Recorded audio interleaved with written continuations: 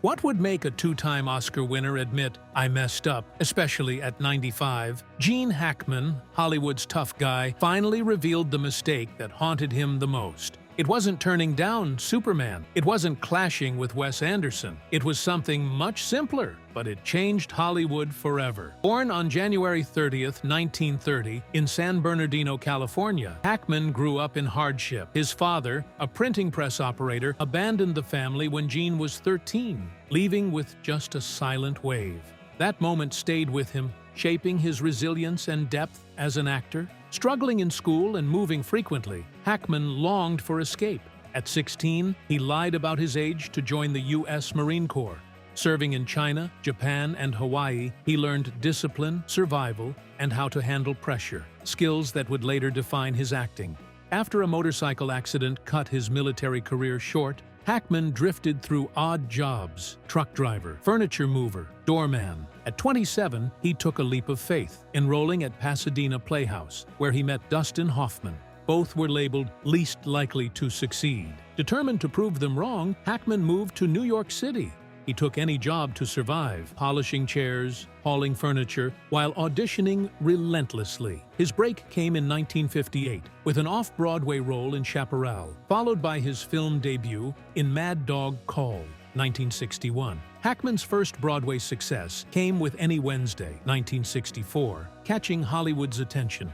In Bonnie and Clyde, 1967, he played Buck Barrow, a performance that earned him his first Oscar nomination. Warren Beatty, impressed by Hackman's raw talent, fought for him to be cast. The film was a game-changer, nominated for 10 Academy Awards, redefining the gangster genre and proving Hackman's undeniable talent. 4 years later, The French Connection, 1971, would make him a Hollywood legend. And yet, despite his success, there was one regret he could never shake, one that changed Hollywood forever. Gene Hackman's portrayal of Detective Jimmy Popeye Doyle in The French Connection, 1971, was raw, intense, and unforgettable. Based on real-life NYPD detective Eddie Egan, Doyle was reckless, short-tempered, and flawed, but relentless in his pursuit of justice. Hackman's gritty performance earned him an Academy Award for Best Actor and redefined crime thrillers. Director William Friedkin captured New York's unpredictable energy,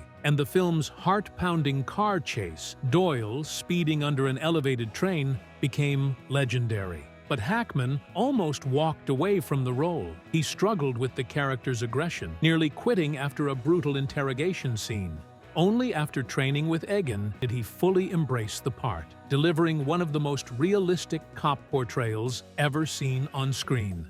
The success of The French Connection led to a darker sequel in French Connection 2, 1975. This time, Doyle was captured and forced into heroin addiction, leading to one of Hackman's most gut-wrenching performances. Hackman never repeated himself. In The Poseidon Adventure, 1972, he played a fearless priest fighting for survival. In The Conversation, 1974, he transformed into a paranoid surveillance expert, drowning in guilt.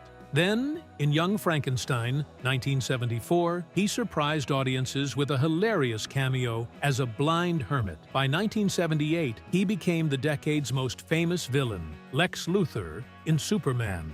Unlike typical bad guys, Hackman's Luthor was charming, arrogant, and darkly funny. Even though he refused to shave his head for the role, his performance became iconic, and he reprised it in 2 sequels. Hackman thrived in roles with depth. In Hoosiers, 1986, he played a disgraced coach leading a small-town basketball team to glory. The film became a sports classic, proving that Hackman could make any role inspiring. Mississippi Burning, 1988, saw him as an FBI agent tackling racism in the 1960s, earning him another Oscar nomination. Then came Unforgiven, 1992. Initially hesitant due to the film's violence, Hackman only accepted after Clint Eastwood convinced him it was a story about the consequences of brutality. His portrayal of the ruthless sheriff Little Bill Daggett won him his 2nd Academy Award. By the 2000s, Hackman was still dominating the screen. In The Royal Tenenbaums, 2001, Wes Anderson crafted the role of Royal Tenenbaum just for him, but the set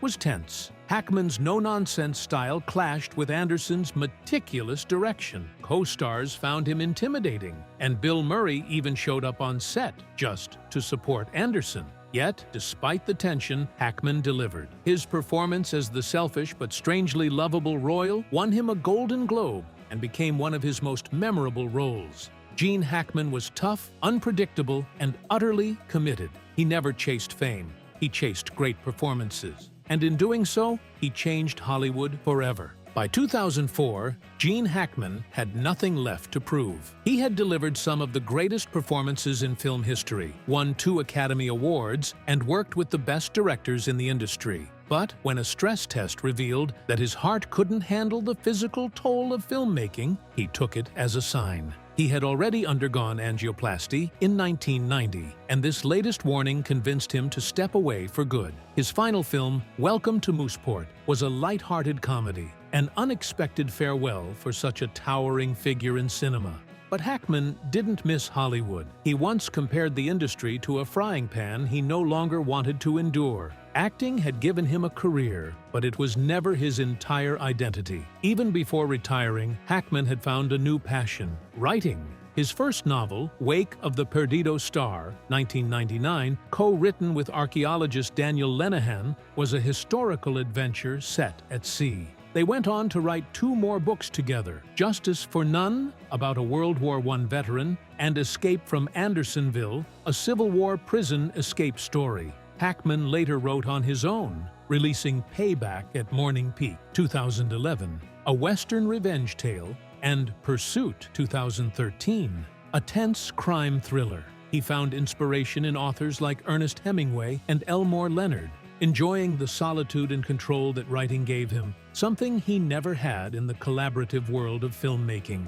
Hackman and his second wife, Betsy Arakawa, embraced a peaceful life in Santa Fe, New Mexico. The couple had fallen in love with the area in the late 1980s, eventually settling on a 12-acre property north of town. Their home, a blend of Pueblo and Spanish Baroque styles, became a sanctuary where Hackman could write, paint, and enjoy the simple pleasures of life. Painting had been a passion of his since the 1950s, and he often drove into the mountains with his canvases, capturing the rugged beauty of the New Mexico landscape. Some of his artwork was even displayed in local venues like Ginger Restaurant, where he was also an investor. Despite his fame, Hackman was never interested in standing out. He was frequently seen around town doing yard work, running errands in his pickup truck, and living like any other Santa Fe local. Before finding his quiet retreat, Hackman had spent years balancing his career with family life. He married Faye Maltese in 1956, long before he became a star.